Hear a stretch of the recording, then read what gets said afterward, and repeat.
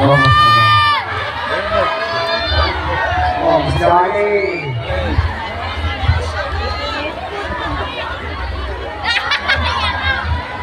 Lupain datang.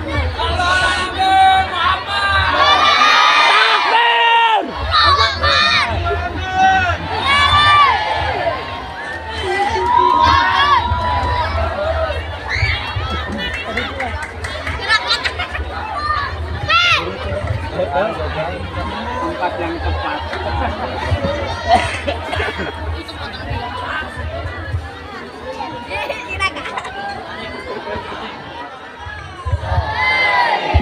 Bismillahirrahmanirrahim. Assalamualaikum warahmatullahi wabarakatuh.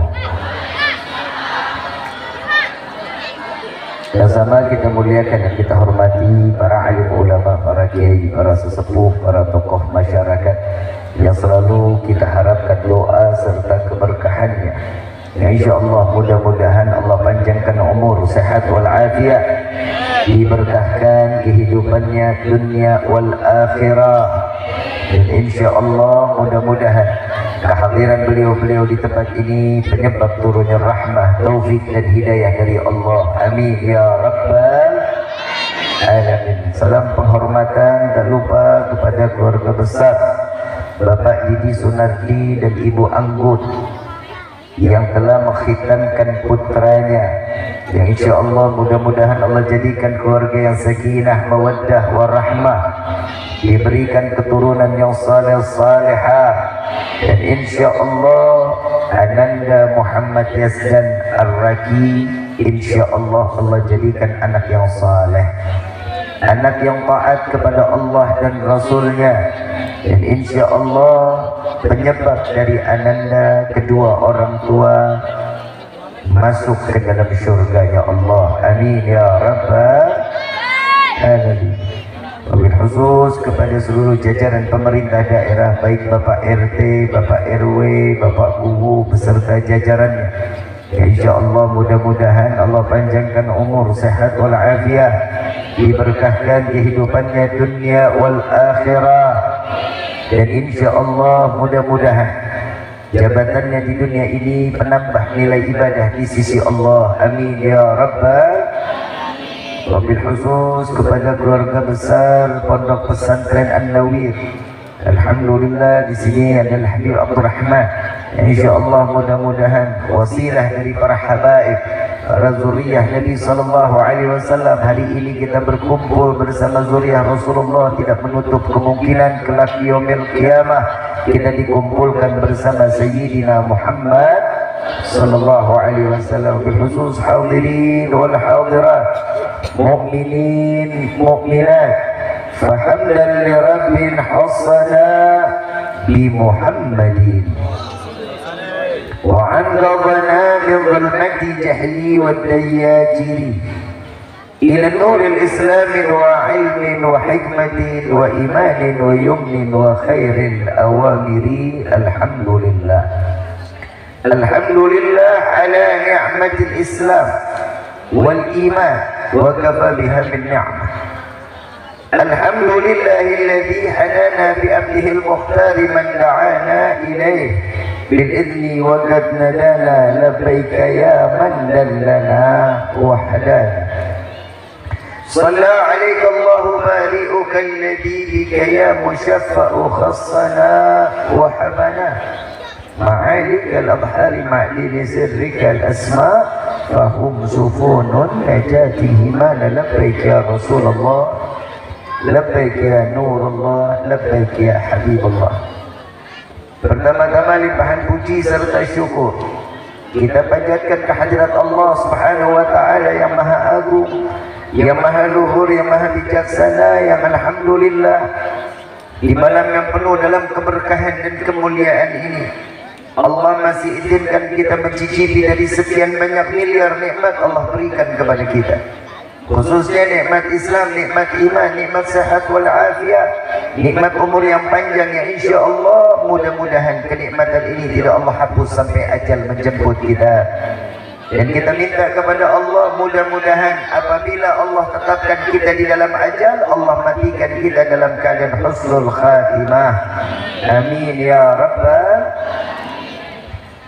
Salawat beserta salam terlimpah curah keharibaan Nabi besar Muhammad sallallahu alaihi wasallam serta keluarga, sahabat hingga umatnya sampai yaumil qiyamah. Amin ya rabbal alamin. Ayyuhal hadirun jamaah rahimakumullah. Sebelumnya saya mohon dibukakan pintu maaf yang seluas-luasnya atas keterlambatan Al-Faqir datang ke dalam acara ini. Saya betul-betul dari Bandung langsung pulang ke rumah, nengokin anak sebentar, berangkat lagi. Mudah-mudahan kira-kira dimaafin apa enggak? Ya harus dimaafin, orangnya udah sampai. Ayyuhal hadirun jamaah rahimakumullah. Ini sonnya di mana? Tukang sonnya? Tukang son di mana ya? Suaranya jauh banget. Monitornya bisa hidup nggak? Bisa. Ibu bapak yang dirahmati oleh Allah, tidak ada kata yang lebih pantas keluar dari lisan seorang pendosa seperti kita di malam ini kecuali ungkapan syukur kepada Allah dengan mengucapkan alhamdulillah atas karunia rahmat. Allah izinkan kita duduk bersama-sama, yang pertama dengan berkumpulnya selalu menyanjung, mengagungkan dan memuliakan Allah Subhanahu wa ta'ala. Setelah itu harapan setiap hamba duduk di dalam majlis ini syafaat Nabiuna Muhammad sallallahu alaihi wasallam. Saya mau tanya, yang datang ke tempat ini senang apa enggak? Gembira apa enggak? Apa yang buat senang, apa yang buat gembira? Bakso. Dapat bakso. Yang di depan saya pada makan bakso, saya cuma air putih doang. Saya mendingan duduk di bawah daripada di sini mah.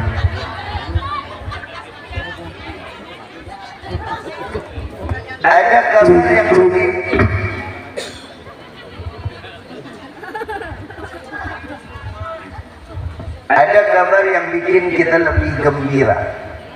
Ada kabar yang lebih buat kita senang. Nabi sallallahu alaihi wasallam di dalam hadis beliau mengatakan dengan sabdanya, ini sahih luar biasa. Apabila umatku berkumpul di dalam satu perkumpulan, mana di dalam perkumpulan tersebut disebutkan nama Allah dan disebutkan nama Nabi Muhammad sallallahu alaihi wasallam, maka Allah turunkan ribuan malaikat beristighfar kepada Allah, meminta kepada Allah agar semua dosa kita diampuni oleh Allah. Alhamdulillah. Saya mau tanya, yang hadir bawa dosa apa enggak? Banyak apa dikit? Duit bawa duit? Banyakan mana duit sama dosa? Sadar? Ngaku? Alhamdulillah.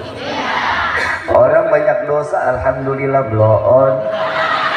Inna lillahi wa inna ilaihi. Orang banyak dosa, alhamdulillah. Cara Allah ia seperti ini.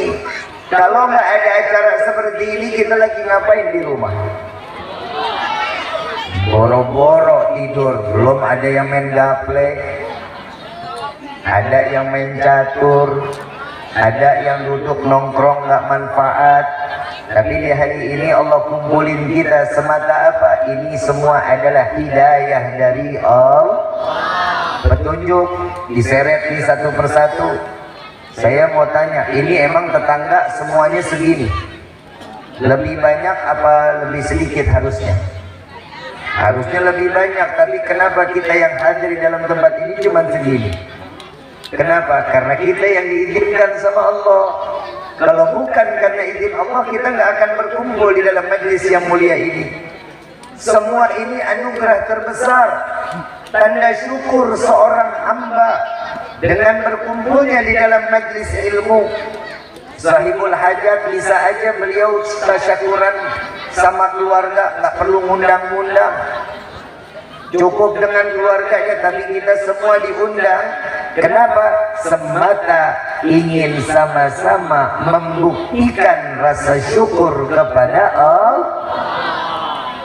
Hari ini kita disuruh bersyukur kepada Allah. Allah Subhanahu wa taala di dalam Al-Qur'an, "Wa in ta'adzana rabbukum la in syakartum la azidannakum wa la in kafartum inna adzabi." Semua ini izin dari Allah. Semua yang bersyukur di hari ini Allah akan tambahkan kenikmatannya. Orang yang kufur akan ditambahkan dan diberikan azab, dan janji Allah pasti. Kadang kita lebih banyak syukur apa kufurnya? Syukur apa kufur? Syukur apa kufur? Banyakkan kufurnya. Dikasih dikit marah, dikasih banyak lupa. Ini manusia. Kadang manusia itu dikasih satu minta dua, betul nggak? Dikasih dua minta terus menerus, akan mintanya tambah, nambah. Tapi ibadahnya nggak pernah nambah. Makanya kita nggak dilahirin sezaman sama Nabi. Kenapa? Kalau Nabi tahu kita umat model kayak kita begini, Nabi pegel ngurusin kita. Doa semau-maunya. Doa kita apa sih kepada Allah? Ya Allah, berikan kami rezeki yang banyak. Betul nggak? Sekarang saya tanya, Allahumma, rezeki Allah kasih kita banyak, buat apa rezeki kita banyak? Buat apa? Ibadah, terus haji, terus sedekah, apa? Salat. Nauzubillah min. Sesuatu yang baik, karena rezeki itu nggak kelihatan, jadi mau nggak mau kita ngebayanginnya yang baik-baik. Kalau rezekinya ada, rusak semuanya. Buat ibadah lupa, buat sedekah nggak mau. Perempuan duit banyak, skincare dikumpulin. Betul apa enggak? Laki rezeki banyak, kawin deh. Betul enggak? Allahumma, ini malam doa kita dikabulin. Ya Allah, berikan kami rezeki yang banyak. Enggak ada yang amin loh. Enggak usah aja telat. Allahumma, doa kita ini malam dikabulin. Ya Allah, berikan kami rezeki yang banyak. Pulang sampai rumah, buka pintu kamar, ketiban duit. Kaget, kena jantung pai. Manfaat duitnya. Tapi yang diajarkan oleh Rasulullah apa? Ya Allah, berikan kami rezeki yang banyak, yang berkah, yang halal, yang tidak akan pernah rezeki tersebut menjadi fitnah sampai yaumil qiyamah. Ini kita diajarin sama Nabi. Yang kedua, kadang kita minta, ya Allah, panjangkan umur kami. Mau panjang umur? Mau panjang umur? Yang lain semua mati, lo doang hidup sendirian mau? Mandi sendiri, dan kapan sendiri, ngegelinding sendiri, nguruk sendiri. Salah doa bahaya. Nabi ngajarin kalau orang mau panjang umur dalam taat kepada Allah, itu mintanya, ya Allah, panjangkan umur kami dalam taat kepadamu. Amin. Bodoh amat, lu mau amin mau kagak, bodoh amat ya. Nah, yang ketiga nih doa yang orang, kalau saya bilang nih orang gelo. Ini doa yang ketiga, doanya orang gelo. Ya Allah, masukkan kami ke dalam surga.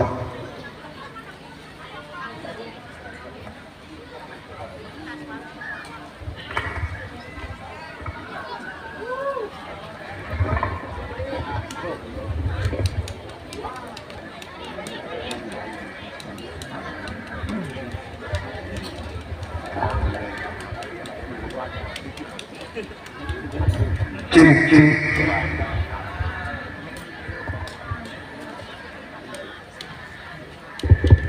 Kalau mati lagi saya tutup doa. Yang ketiga, kadang doa kita suka nggak tahu diri. Ini doanya orang gila namanya. Ya Allah, masukkan kami ke dalam surga. Itu cita-cita ya. Mau nggak masuk surga? Mau masuk surga? Benar? Emang pantas? Pantas kita masuk surga? Pantas dari mana? Hongkong. Punya kaca di rumah? Punya kaca kan? Pernah ngomong sama yang di kaca? Yang belakang dengar nggak? Nggak dengar.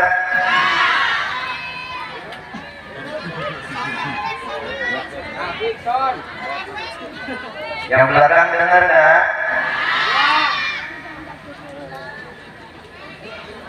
Kalau dengar angkat tangan. Yang belakang dengar nggak? Nggak dengar? Butuh kali ya. Kecil ya, suaranya kecil.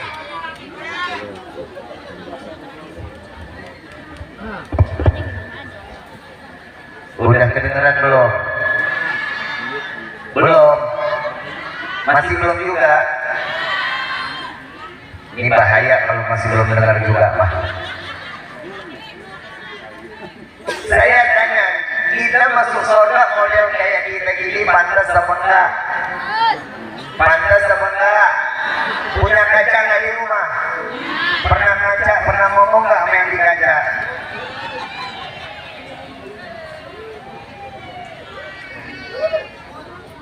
Ini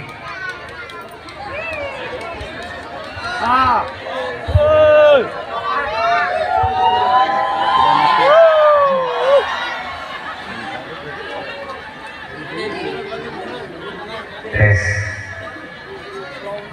Halo.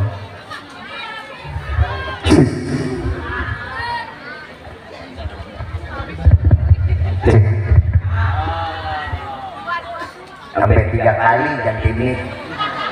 Ini masih mati juga, soundnya gue ganti.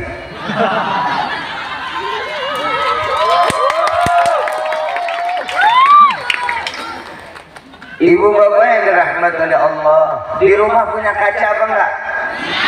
Pernah ngaca? Pernah ngomong sama yang di kaca? Belum pernah. Pulang dari sini nanti sampai rumah ngomong sama yang di kaca, siap pantas tak masuk surga? Ibadah enggak, ngaji enggak, sholat kagak, syukur enggak pernah, tiba-tiba mau masuk surga. Dari mana ujungnya kita pantas masuk surga? Nabi Muhammad orang yang pandai bersyukur kepada Allah. Nabi yang dititipin kunci surga, tiap malam masih sholat 1000 rakaat sampai kaki bengkak. Orang Cipancur ngomong, saya juga bib sholat sampai kaki bengkak, belum masuk urat. Kalau Nabi sampai kaki bengkak, sujud lama, minta doa kepada Allah lama. Semata apa? Agar dikumpulkan umatnya di dalam surga bersama Rasulullah Sallallahu Alaihi Wasallam. Maaf kalau kita kan ibadah, maaf ibu, bu, woi, tidur, bu, bapak, ibu sayang sama bapak nggak? Tuh kan ketawa kan? Ibu sayang sama bapak bu? Nggak kelihatan banget muka lu. Ibu sayang sama bapak? Tadi masak nggak? Tadi masak nggak? Masak. Semalam nanya nggak sama bapak, Pak besok mau dimasakin apa? Doon. Nggak pernah ditanya emang Pak? Nggak pernah ditanya Pak? Tukar tambah mendingan Pak. Yang namanya orang udah hubungan suami istri, punya ikatan, ada kewajibannya masing-masing. Yang namanya istri jangan semau-maunya. Model kayak ibu istri kalau ngomong melotot-melotot sama suami, kalau ngomong tangan tolak pinggang, kalau ngomong teriak-teriakan sama suami. Emang model begitu bisa masuk surga? Di neraka paling banyak laki atau perempuan? Ya rasah loh. Orang Cipancur dibilang perempuan banyak di neraka, senyum-senyum. Emang niatnya begitu, mau masuk ke dalam neraka, mau? Doanya apa? Ya Allah, masukkan kami ke dalam surga. Bukan hanya sekedar itu. Kita tahulah masalah ibadah, kita manusia yang paling bohong. Kita bodoh di dalam beribadah. Maaf, kadang lagi sholat aja dunia masuk. Padahal di dalam sholat sudah berikrar, inna sholati wa nusuki wa mahyaya wa mamati lillahi rabbil. Ya Allah, aku serahkan hidupku, matiku, semua aku serahkan kepadamu ya Allah. Sudah apa belum? Udah pasrah belum sama Allah? Udah. Begitu Al-Fatihah, Bismillahirrahmanirrahim. Alhamdulillahirabbil alamin, arrahmanirrahim, maliki yaumiddin. Kompor belum dimatiin, ingat? Kunci motor ketinggalan di motor, ingat? Sendal ada di luar masjid, ya Allah, tadi taruh di mana itu sendal? Semuanya pasti keingetan. Kalau diukur model yang begini, sholat itu ada 3 kriterianya. Di dalam kitab Miftahul Jannah dijelaskan orang tanda-tanda yang sholatnya diterima jika mereka menjalankan 3 hal tersebut. Yang pertama, syariat. Tahu hukumnya, tahu syariatnya, rukunnya dia paham. Insya Allah untuk syariat begitu Allahu Akbar kita udah bergegas untuk sholat, betul? Yang kedua, hakikat gerakannya gak ada yang ditambah-tambahin. Orang ngelihat Allahu Akbar, Sami Allahu liman hamidah. Hakikatnya lagi ngapain itu orang? Kelihatannya lagi ngapain? Sholat. Tapi yang ketiga ini hampir gak pernah. Hati sama pikiran sambung sampai kepada Allah yang dinamakan makrifat. Kalau salah satu dari 3 ini enggak dijalani, maka sholatnya enggak diterima sama Allah. Saya mau tanya, di sini ada yang pernah sholatnya khusyuk? Oi, pernah sholat khusyuk? Belum? Sarua ini juga.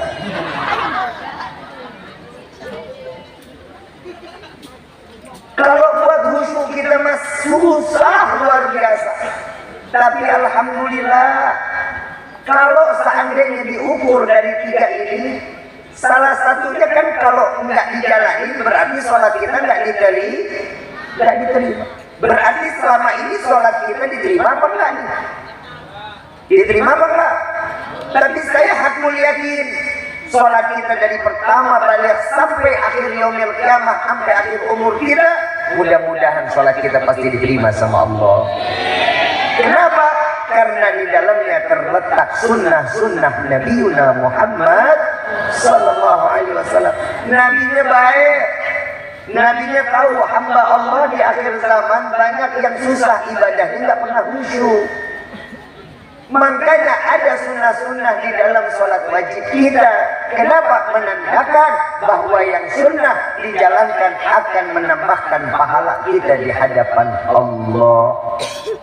Jadi kalau meminta surga jangan sekedar ya Allah masukkan kami ke dalam surga. Al-Habib Ali bin Muhammad bin Husain Al-Habsyi beliau mengajarkan di dalam doa, ya Allah, bukan karena kesenangan semata kami ingin masuk ke dalam surgamu, Bukan karena bidadari kami ingin masuk ke dalam surgamu, bukan emas permata yang berada di dalam surgamu, melainkan ada manusia yang namanya berdampingan dengan namamu, melainkan karena ada manusia yang mencintai kami dan kami pun mencintainya, maka masukkanlah kami ke dalam surga bersama Sayyidina Muhammad sallallahu alaihi wasallam. Ini caranya. Pak Kuhu datang nggak? Pak Kuhu, maaf, Rifki mau pindah ke Cipancur, kira-kira dibolehin apa enggak? Iya, orang benarnya Pak Kuhu, lu main boleh aja lu. Rifki pindah jadi warga negara Bapak, boleh apa enggak? Tapi saya perlu KTP cepat Pak Kuhu. Kan pindah ya, pindah alamat, kira-kira Pak Kuhu boleh nggak bantuin? Karena saya harus bikin paspor. Bisa nggak dibantuin Pak Kuhu? Berapa lama Pak Kuhu kira-kira? Seminggu, 3 hari, bikin KTP, kenal sama Pak Kuhu, baru pindah karena butuh. Saya mau tanya, surga kita butuh apa enggak? Butuh surga apa enggak? Kita butuh surga. Sama, seandainya saya pindah ke Cipancur, saya butuh KTP cepat karena saya harus bikin paspor. Karena kenal sama Pak Kuhu, ada orang dalam KTP 3 hari jadi. Nah, lu tiba-tiba masuk surga, orang dalam lu siapa?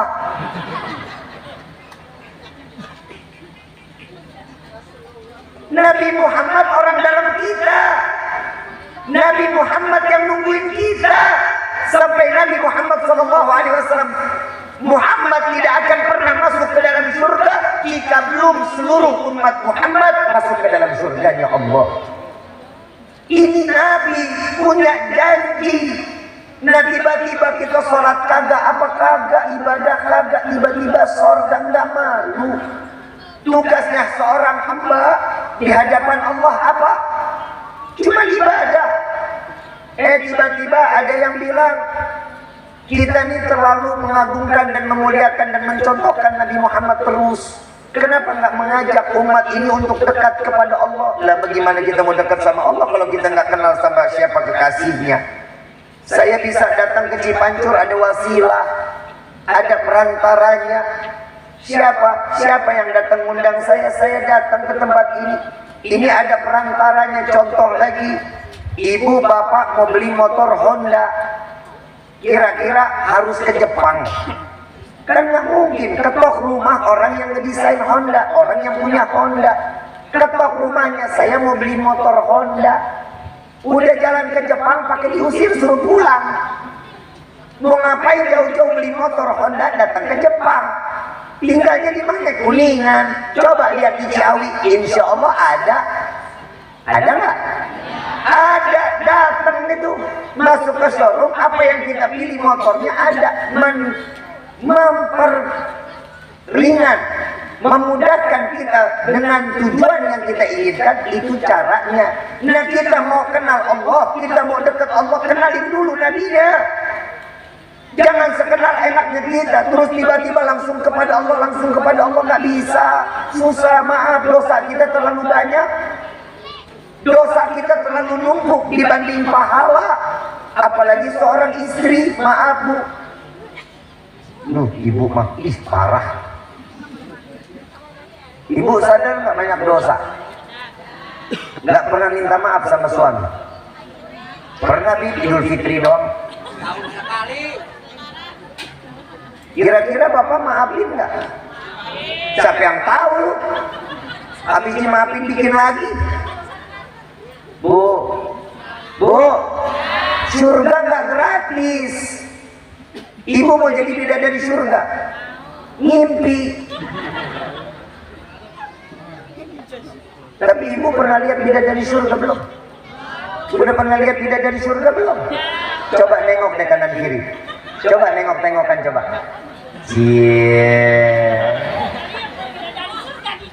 Tapi bukan orang Cipancur bidadari mah. Bidadari di surganya Allah yang bagaimana? Yang soleha. Pak, kita jadi laki-laki paling enak Pak. Alhamdulillah Allah ciptain bidadari cuma buat laki-laki. Perempuan nggak punya bidadara Pak. Bapak nggak diurusin, seorang suami nggak diurusin sama istrinya, jangan khawatir. Bidadari ngasih dirinya buat kita, Pak. Model begini tak pakai.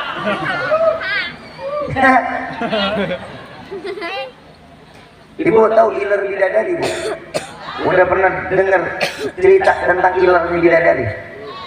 Satu tetes ke bumi, wanginya satu bumi, Bu, ilernya. Lu kebayang gimana bentuknya? Kalau istri bapak ilernya gimana? Amit-amit. Bu, ibu durhaka sama suami, malah itu namanya bidadari bakal bilang sama Allah, ya Allah, biarkan ini suami buat saya yang akan melayaninya kelak di yaumil kiamat di dalam surga. Gak penting ibu mah. Apalagi hati-hati Bu kalau ada punya suami yang punya jenggot, Bu. Ini yang punya jenggot ini hati-hati. Satu helai bulu yang ada di jenggotnya, satu bidadari yang sedang bergelayutan, Bu. Siap-siap Pak, besok lu dibotakin, Pak. Kalau ada seorang istri yang sayang sama suami, taat sama suami, itu yang namanya bidadari cemburu, Bu.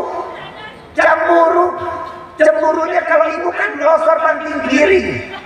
Kalau bidadari enggak, begitu dia cemburu melihat ada istri yang soleha, yang taat kepada suaminya, itu jarinya dimakan, Bu. Digigit jarinya tuh sampai sikut. Habis tangannya, kenapa? Saya tidak mendapatkan seorang suami yang telah disayangi dan dicintai oleh istrinya karena Allah. Bu, minta maaf sama suami ya Bu ya. Jangan dikit-dikit kalau ada masalah pulangkan saya. Istri sekarang mah begitu. Dikit-dikit pulangkan saya, akhirnya lu dipulangin lu ke hadapan Allah. Mau emang enak apa hidup sendirian? Emang ibu nggak butuh pundak laki-laki? Ibu mau enggak romantis Bu. Yang namanya perempuan, saya ngomong perempuan aja lah, orang perempuannya banyak, lakinya cuma 13 ekor. Perempuan semua isinya, padahal saya kalau ceramah perempuan mulu yang saya omel banget. Tapi yang tiap kali datang perempuan lagi, mana isinya nenek-nenek lagi. Emang nggak ada apa yang mudaan apa yang di depan gitu. Mata kayaknya ngantuk banget gitu kalau melihat yang tua. Bu, minta maaf sama suami ya Bu ya. Ibu paling gampang masuk ke dalam surga, Bu. Jujur, perempuan itu paling gampang masuk ke dalam surga. Kenapa? Cuman apa kata suami? Iya, surga jaminannya. Apa kata suami? Iya Pak, iya. Ibu dipanggil, ibu lagi goreng tempe, dipanggil, tinggalin Bu, loncat. Jangan pakai jalan lagi, loncat. Sampai dia darling, I'm coming. Mau jadi istri soleha nggak? Dengar apa kata suami. Bu, ada perempuan manusia dijadiin bidadari surganya Allah. Siapa Bu? Siapa? Siti Asia. Siti Asia punya suami siapa? Siapa? Fir'aun. Ibu baru ngadepin bapak begini aja udah susah bukan main. Emang ibu di sini ada yang suaminya kayak Fir'aun? Nggak ada. Kenapa nggak pernah sabar? Bib, suami saya main judi slot, bodo amat. Bib, suami saya tukang mabok, bodo amat. Bib, suami saya tukang maksiat, taat. Harus taat. Urusan dosanya urusan suami, urusan istri ya taat. Yang namanya Fir'aun ngaku Tuhan, Siti Asia tetap taat karena dia suami. Ibadah, urusan ibu ibadah kepada Allah, pahalanya buat suami, jagaan buat suami. Kalau suami yang durhaka kepada seorang istri, biarin urusan dia sama Allah. Tugasnya seorang istri apa? Doain. Ada satu kisah, dia punya ini perempuan. Ini kalau kita bahas kitab, setiap kita awal mula kitab, ada perkataan Bismillahirrahmanirrahim. Ini Bismillahirrahmanirrahim biasanya dibawa ini kisah. Awal kitab dibaca Bismillahirrahmanirrahim pasti dibawa. Ada seorang perempuan, seorang istri, dia punya suami ahli maksiat, dia punya suami tukang mabuk, dia punya suami tukang main judi, dia punya suami tukang zina. Tiap kali minta duit sama istrinya, suami nggak kerja, cuma ngerongrong minta duit sama istrinya. Tapi satu amalan seorang istri nggak pernah melepas bahasa Bismillahirrahmanirrahim di dalam mulut. Selalu dengan apapun yang dilakukan dia pasti mengucapkan Bismillahirrahmanirrahim. Pakai baju Bismillahirrahmanirrahim, buka baju Bismillahirrahmanirrahim, buka lemari Bismillahirrahmanirrahim, buka laci. Setiap gerakan apapun pasti diawali dengan membaca Bismillahirrahmanirrahim. Ini selalu yang dilakukan oleh wanita tersebut. Sampai-sampai saat si suami pulang. Suami pulang minta duit. Baik istriku, iya. Minta duit. Buat apa? Buat zina. Dikasih. Pulang zina, mabok. Kurang duitnya. Beli AO kurang. Kasih lagi. Ngambil duitnya Bismillahirrahmanirrahim. Begitu bilang selesai mabok, minta duit lagi buat main judi, Bismillahirrahmanirrahim, dikasih lagi. Dan ini bertahun-tahun. Begitu selesai, istri lagi tidur, ini suami tahu naruh dompetnya di mana. Dia buka lemari, dia buka laci, ambil dompet, uang semuanya diambil, dompetnya dibuang ke dalam sumur. Dompetnya dibuang ke dalam. Ini duit udah habis, ini suami ahli maksiat balik lagi, bangunin istri. Bangun. Iya ya, mau ngapain? Minta duit, saya mau minum. Dia buka lemari Bismillahirrahmanirrahim, buka laci Bismillahirrahmanirrahim, duitnya ada, dompetnya ada. Begitu dibuka, dilihat uangnya sama dengan apa yang dia ambil saat laki-laki itu ambil. Dan suaminya mengatakan, stop, cukup, jangan berikan kepadaku. Saat saya jujur, sebelumnya saya datang lihat kamu dalam keadaan tidur, saya buka lemari, saya ambil dompet, saya ambil uang seluruhnya, dompetnya saya buang ke dalam sumur. Tapi saat ini aku melihat dompet itu ada di dalam laci dan uangnya sama yang ada di dalamnya. Maka berkah apa yang dilakukan istri tersebut, maka suami tersebut mengatakan, wahai istriku, bimbing aku untuk bertaubat kepada Allah. Berkah istri yang soleha. Jangan nuntut suami macam-macam, jangan minta yang lain-lain kecuali doakan suami. Bu, seorang istri itu hati-hati dalam berbicara. Ibu pernah buang cincin, ibu pernah lepas gelar untuk memberikan satu pekerjaan atau menambahkan modal seorang suami. Ibu ahli ibadah setiap hari 1000 rakaat sholat sunnah. Sholat wajib gak pernah ditinggalin, baca Quran, puasa sunnah, puasa Ramadan yang benar, khusyuk semuanya. Tapi jika satu apa yang sudah diberikan oleh seorang istri diungkit kembali, maka Allah akan gugurkan semua pahala ibadahnya. Hati-hati bu, saya ngomong begini karena saya cinta. Saya ngomong begini karena I love you so much. Love me ta? Love me ta? Hartos ta? Sarwa aing ta? I love you. Kan enak kalau perempuan I love you. Enak kalau perempuan bapak digilir jijik pak. Masa bapak I love you ya. Ini kami. Bu, kan kita nggak pengen cuman kumpul di dunia doang, kita pengen kumpul sama-sama di yaumil qiyamah di dalam surganya Allah. Mau apa enggak?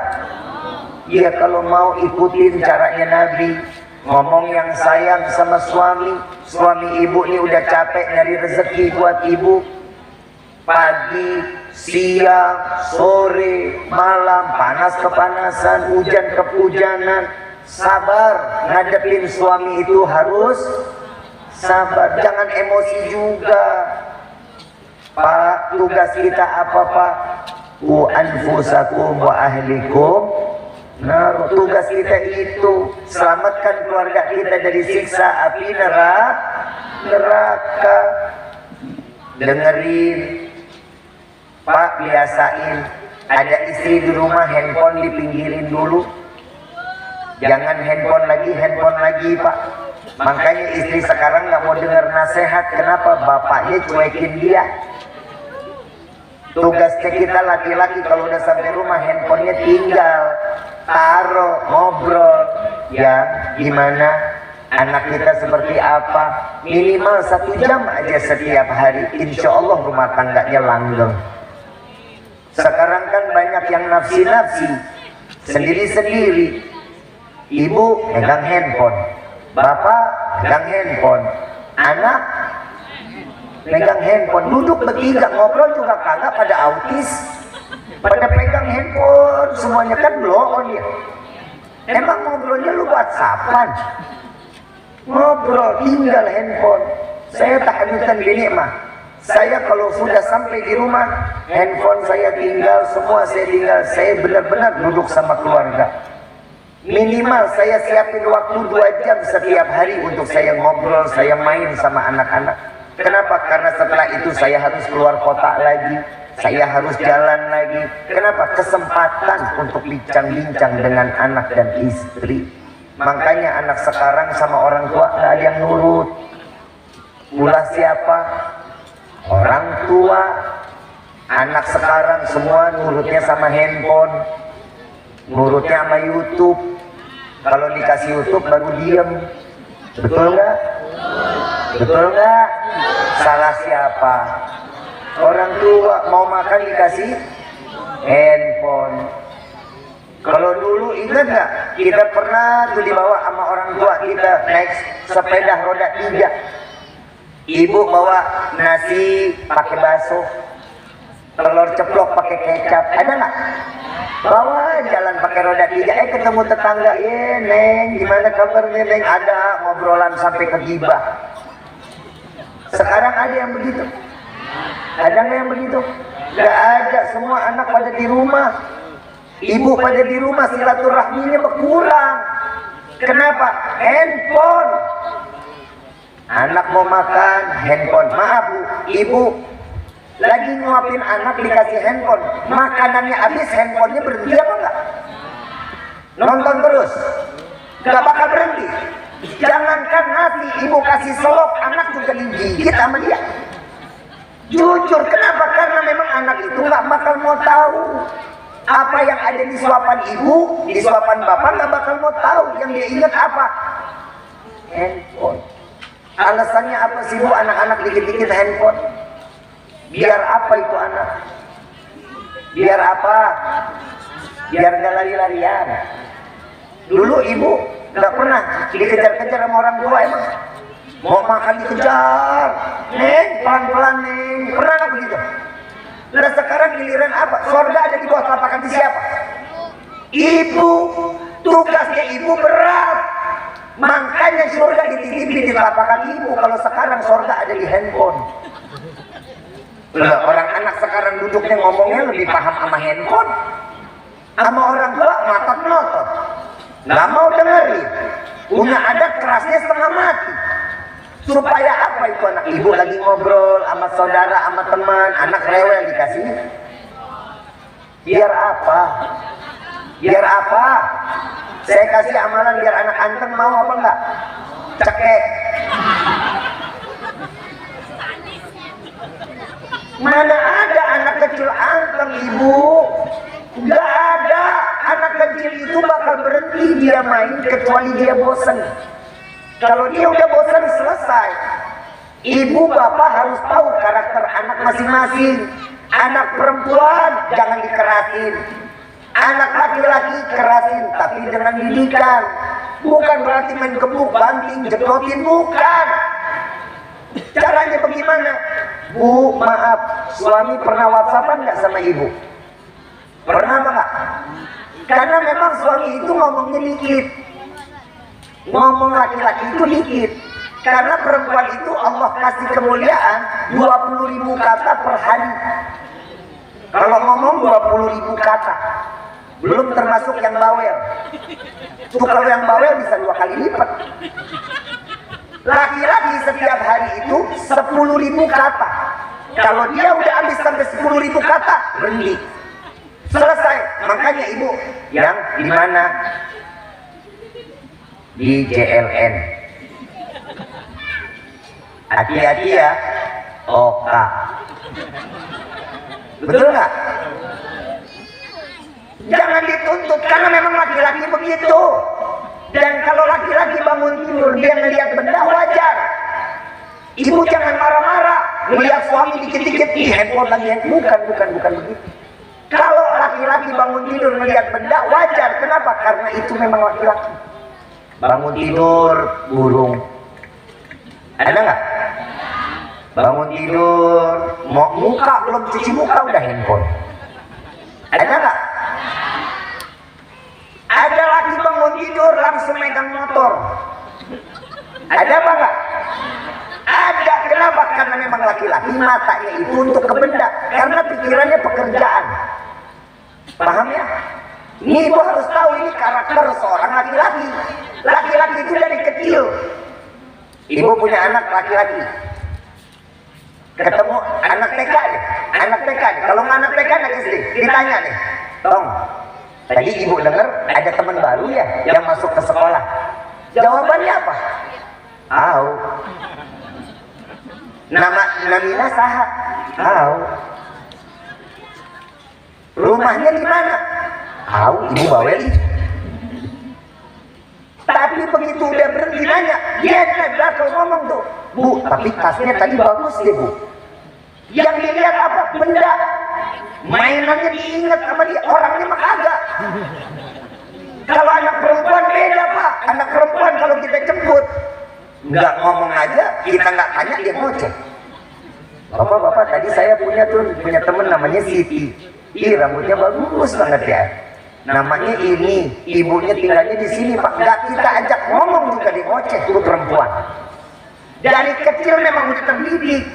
Makanya ibu, maaf, laki-laki itu matanya ke benda kalau bangun tidur. Ibu jangan marahin. Kebiasaannya ya, setiap bangun tidur pasti bukannya apa-apa, handphone, motor, burung. Jangan begitu, karena memang itu laki-laki. Jangan harap seorang istri kalau lagi lewat di depan suami, terus suami, istri nanya, udah dandan ya? Nih istri udah dandan cantik. Yang, aku cantik gak? Terus harapan suami bilang, ih kamu cantik banget, gak bakal. Gak bakal. Jawaban suami apa? Udah. Itu ngeliatin cuma begitu bisa handphone lagi. Tapi saat ibu berbalik, mata seorang suami pasti ngelihat dari belakang. Kenapa? Karena mata laki-laki itu gak bisa berhadapan langsung dengan mata seorang istri. Suami itu lebih bisa untuk menyimpan perasaan, lah perempuan enggak. Perempuan kalau udah ngomong perasaan, wah kemana-mana. Tetangga diomongin. Ya Allah, anak baru lahir, belum punya dosa udah digibahin. Ih, mukanya nggak mirip siapa-siapa ya, kan tolol namanya. Anak baru lahir, belum diapa-apain, belum tahu, belum pernah nyebut, belum assalamualaikum, masih udah digibahin. Ada di sini ada yang begitu. Mudah-mudahan Allah kasih taufik hidayah. Tapi ibu harus tahu, istri harus tahu. Kalau laki-laki ngelihat ibu punya anak, ibu lagi ngurusin masakan, lari sana ngurusin anak, lari lagi ngurusin masakan, lari lagi ngurusin ini, lari. Itu suami, handphone ditinggal, ibu ditontonin. Nengok sono, nengok sini, dilihat itu so istri itu. Kenapa? Dia anggapnya benda. Kenapa? Karena loncat sana, loncat. Suami bakal antang, handphone nggak bakal diambil, dilihatin itu dia senyum-senyum. Iya. Gua begitu soalnya. Ini biar ibu tahu karakter seorang Jadi ibu jangan banyak nuntut. Yang laki-laki kalau dituntut macam-macam sama istri, bilang Allah kasih saya akal yang lebih. Akal laki-laki berapa? 99 laki-laki. Perempuan gak punya akal cuma satu. Perasaannya 99. Makanya perempuan kalau ngomong apa-apa perasaan. Dipelototin dikit nangis. Perasaannya gak enak itu. Betul gak? Lebih-lebih kalau ke Ciawi masuk toko dari ujung polsek sampai Kadurama 1 bulan gak dia dibeli. Dia lihat perasaan ini bagus deh, coba lihat toko sebelah sini nih. Perasaan sini deh. Tapi murahan sono perasaan itu perempuan. Betul apa enggak? Kalau laki-laki Pak, Allah kasih kita akal sempurna Pak. Kita mau beli apapun, datang ke pasar, apa yang kita cari kita beli, selesai kita pulang. Itu laki-laki, betul apa enggak? Betul enggak? Perempuan, nggak bakalan.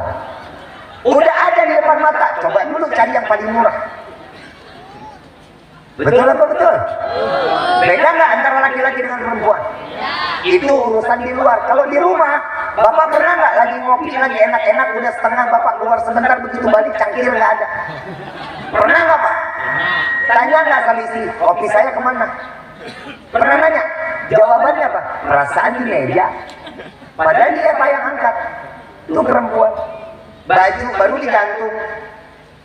Ini baju saya di sini kemana ya? Perasaan tadi saya lihat di sini. Padahal dia lempar ke mesin cuci. Itu perempuan. Tugas laki-laki jaga perasaan perempuan. Allah kasih kita akal 99. Makanya, Bu, ini Bu kasih bocoran. Bu, kenapa Allah kasih 99 akal buat laki-laki? Agar setiap suami bisa ngakalin istri. Ini biar ibu nggak kesalahan ini. Ibu nggak percaya, buka dompet yang paling dalam, insya Allah pasti ada duitnya. Betul nggak? Akal kita nggak bakal Pak, perasaan perempuan tujuannya, apalagi hidung mendus banget Pak, di mana? Itu perempuan. Tugas laki-laki ar-rijalu qawwamuna 'ala, jaga perempuannya, jaga. Sampai di dalam Al-Quran surat Yasin, wa azwajuhum fi dhilalin 'alal araiki lahum fiha fakihatu wa lahum ma. Ibu ngomong nggak masuk surga bareng sama suami mau? Nggak kompak. Ibu mau masuk surga nggak bareng suami? Suami jawaban pasti nggak mau. Kenapa? Dunia aja nyusahin, gimana akhirat? Tapi jujur Pak, Nabi juga bilang, jangan sekali-kali wahai para suami atau laki-laki bermusyawarah sama perempuan. Gak boleh. Pasti nggak bakal ada ujungnya, berantem ujungnya. Ini sahih. Jangan pernah bermusyawarah sama perempuan. Contoh, kita mau cari kontrakan. Ini lihat nih, suami udah ngajak istri ini kontrakan ini bagus nih. Oh iya Pak, udah nih oke nih. Bagus nih Pak. Begitu mau di DP besok paginya, dia malamnya WhatsAppan sama temennya. Ini perempuan. Saya dapat tuh rumah di sebelah situ. Salah, di situ mah mahal. Ini ada yang malah. Besok pagi kita mau bayar, itu istri yang ngelahan kita Pak. Jangan di sini tuh, cari teman saya di situ lebih bagus tuh. Gak bakal jadi Pak. Makanya Nabi udah wanti-wanti, hati-hati. Sampai ulama menyatakan, wahai para laki-laki jaga perasaan perempuan. Karena perasaan perempuan itu ibarat cermin. Tahu cermin? Tahu cermin? Kalau dielap tiap hari bagus apa enggak? Bersih apa enggak? Kita ngaca sempurna apa enggak? Sempurna. Tapi kalau cerminnya jatuh, pecah, hancur. Betul? Begitu juga perasaan perempuan. Kita laki-laki, kita omelin, kita bikin salah, perempuan pasti bakal maafin kita Pak. Tapi ingat, bekas luka di dalam hatinya nggak bakal hilang Pak. Itu perempuan. Kenapa perempuan punya sifat pendendam? Perempuan punya sifat pendendam. Hari ini kamu bisa buat saya seperti ini, tapi suatu saat jangan salahkan kalau saya berbuat hal yang sama. Betul apa enggak? Itu namanya istri durhaka, PA.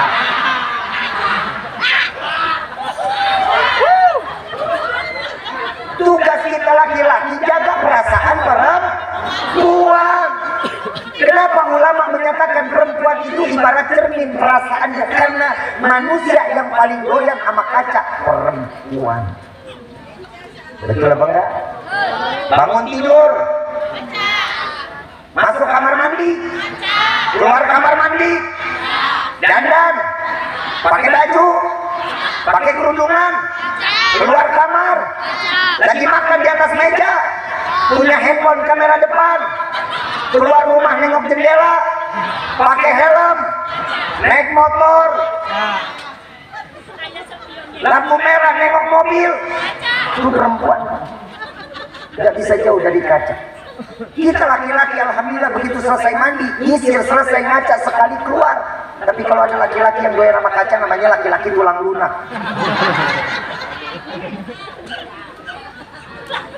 Saking parahnya perempuan doyan sama kaca. Pernah naik motor, ibu pernah naik motor? Naik motor, di motor ada spion apa enggak? Kemana arah spionnya? Ke mukanya Pak, lihat perempuan kalau dibaca lagi naik motor, spionnya pada doa Pak. Bentuknya doa. Madep kemana? Ke mukanya. Kenapa itu Neng, Bu? Spion itu ikhtiar buat kita. Kalau mau belok kanan, nengok dulu spion itu buat nengok ke belakang.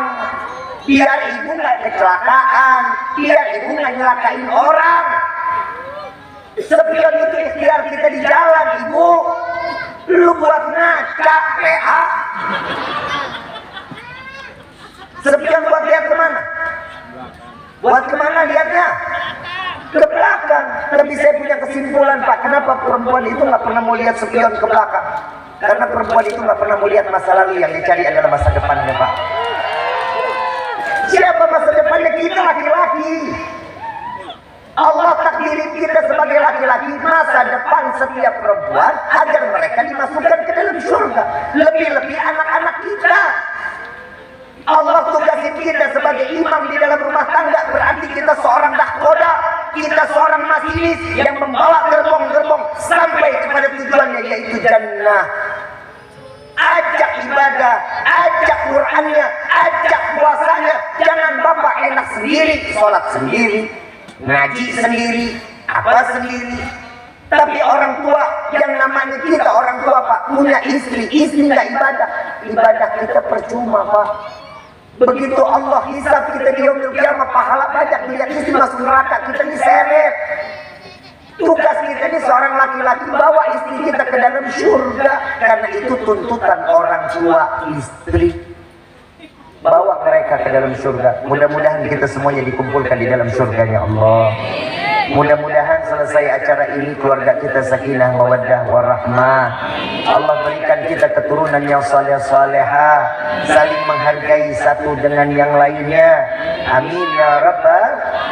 Hablum minallahnya kita insyaallah diperbaiki, dan hablum minannas juga wajib diperbaiki. Paham ya? Sebentar lagi akan datang bulan Rajab, ya, deketin diri kita, deketin sama tetangga yang jauh, deketin silaturahmi yang baik. Kenapa? Jalin silaturahmi itu banyak keuntungannya. Yang pertama, orang yang pandai silaturahmi Allah panjangkan umur dalam taat kepada Allah. Insya orang yang pandai silaturahmi. Yang kedua, apa kata Nabi? Allah luaskan rezeki yang berkah juga banyak serta halal. Yang ketiga, orang yang pandai silaturahmi, Allah matikan kita penuh dengan iman sehingga dimatikan dalam keadaan husnul khatimah. Amin ya rabbal alamin. Mudah-mudahan apa yang disampaikan di malam ini menjadi ilmu yang bermanfaat. Dan mudah-mudahan selesai dari acara ini semua dosa kita diampuni oleh Allah. Dan kita minta kepada Allah, mudah-mudahan saudara-saudara kita yang ada di Palestina, Allah berikan keselamatan, Allah berikan kemenangan, Allah izinkan mereka merayakan kesenangan dan kebahagiaan. Khususnya buat orang tua yang telah meninggalkan anak-anaknya, mudah-mudahan mereka dimatikan dalam keadaan syahid di hadapan Allah. Anak yang meninggalkan orang tua, kita doakan semoga anak-anaknya akan menjadi seorang anak yang dapat menggenggam tangan orang tuanya kelak di yaumil qiyamah sehingga mereka masuk ke dalam surganya Allah. Anak yang ditinggalkan oleh orang tuanya, mudah-mudahan Allah jadikan anak-anak yang saleh-salehah. Dan kita minta juga kepada Allah buat Yahudi dan segala gerombolannya, Zionis Israel, baik yang lainnya, Allah hancurkan negeri mereka. Allah cerai-beraikan mereka. Allah porak-porandakan mereka. Allah jadikan mereka saling satu sama lainnya bermusuhan. Amin ya Rabbal. Mereka punya senjata. Mereka punya senjata, tapi nggak punya senjata model kayak kita berupa doa yang akan mengetuk pintu langit. Makanya Pak Guru Nabi SAW bersabda, ada sahabat yang bertanya, bagaimana kita menanggapi atau menjaga Masjidil Aqsa? Kalau datang ke sana, sholat, dirikan sholat di Masjidil Aqsa. Kalau juga sholat kita nggak bisa di sana, berikan minyak, nyalakan lampu-lampu yang ada di Aqsa, terangkan, berikan minyak. Apa artinya? Berikan bantuan, berikan sedikit apa yang kita punya, berikan kepada mereka. Hari ini kita cuma bisa doa, yang doa dengan doanya, yang salat malam dengan salat malamnya, berdoa dan jangan pernah berhenti buat saudara-saudara kita yang ada di Palestina. Mudah-mudahan insya Allah berkah dari wasilah acara ini Allah berikan kemenangan untuk negara Palestina. Allah jaga para mujahid Hamas. Amin ya Rabbal. Allahumma salli ala Sayyidina Muhammad.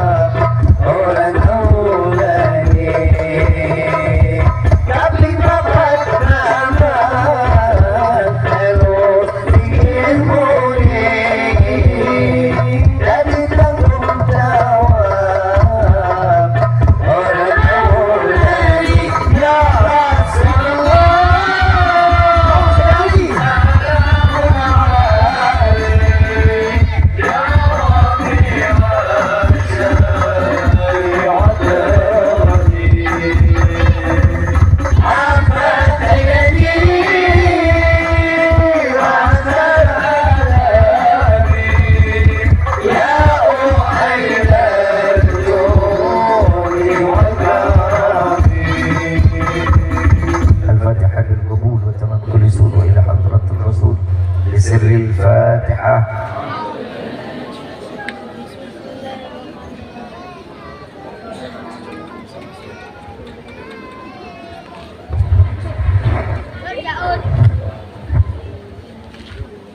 Kita minta Habib Abdurrahman untuk menutup doa.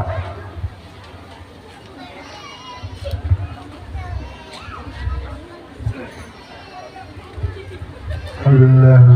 Amin ya Allah. سيدنا محمد اللهم اجعل جمعنا هذا الجمع مرحوما واجعل تفرقنا بعد تفرقا معصوما لا تجعل فينا ولا منا احدا شقيا ولا محروما برحمتك يا ارحم الراحمين. اللهم لا تدع لنا ذنبا الا غفرته ولا هما الا فرجته ولا دين الا قضيته ولا حاجه من حوائج الدنيا والاخره الا قضيته ويسرتها برحمتك يا ارحم الراحمين. ربنا ظلمنا أنفسنا وإن لم تغفر لنا وترحمنا لنكونن من الخاسرين. ربنا آتنا في الدنيا حسنة وفي الآخرة حسنة وقنا عذاب النار. وصلى الله على سيدنا محمد النبي الأمي وعلى آله وصحبه وسلم. الحمد لله رب العالمين. بسر الفاتحة.